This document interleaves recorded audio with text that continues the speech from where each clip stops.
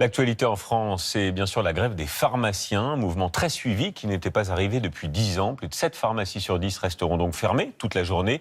Et l'une des raisons de cette grève, ce sont les pénuries de médicaments qui, disent-ils, leur coûtent très cher. Les explications avec Nabila Tabouri et Olivier Gardette.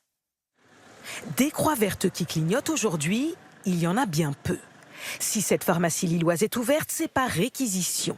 Les patients ont dû faire plusieurs officines pour trouver leurs médicaments ce matin. C'est pas simple quand on a un traitement qu'il faut absolument prendre.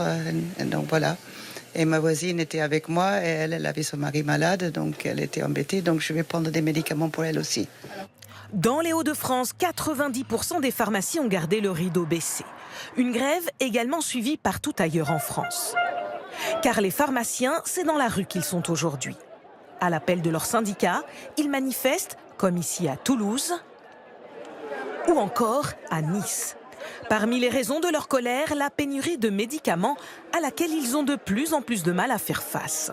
On ne peut plus faire notre métier, ça devient inacceptable. Inacceptable. Nous, on ne peut plus délivrer une ordonnance correctement. Les patients, ce sera comme les médecins, déserts médicaux. Débrouillez-vous pour trouver des médicaments comme vous vous débrouillez pour trouver des médecins maintenant. D'après les syndicats, 300 pharmacies ont mis la clé sous la porte l'an dernier, soit près d'une par jour. Alors cette grève plutôt inédite, la plupart des patients rencontrés ce matin la soutiennent. Si on n'a pas de pharmaciens qui ont des médicaments, on fait comment? Voilà. Non mais je comprends.